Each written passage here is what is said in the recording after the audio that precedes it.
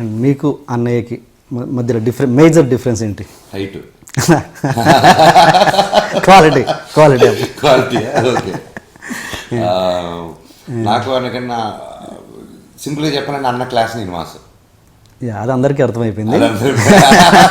అది కాకుండా లైక్ విష్ణు వచ్చేసి proper like he takes care of dad's colleges కానీ ప్రతిది కానీ అన్న చేసుకుంటాడు. అండ్ సపరేట్గా అన్న కూడా ఇంకా బిజినెసెస్ కాలేజెస్ ఇవన్నీ హ్యాండిల్ చేస్తారు. Is multi task. Is into businesses అవి చేస్తారు.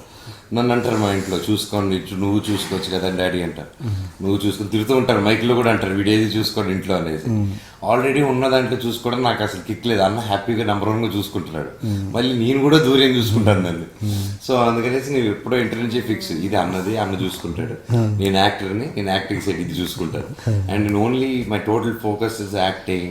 అండ్ టెక్నికల్గా కానీ ఇటు కానీ సినిమా కానీ స్క్రిప్టింగ్ కానీ ఒక సినిమానే నా ప్రపంచం.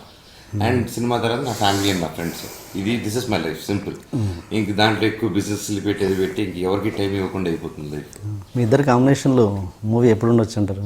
మంచి స్క్రిప్ట్ వచ్చినప్పుడు అండి. ఇట్స్ ఆల్వేస్ అప్పుడు right script and right director వచ్చినప్పుడు డెఫినెట్గా చేస్తాను.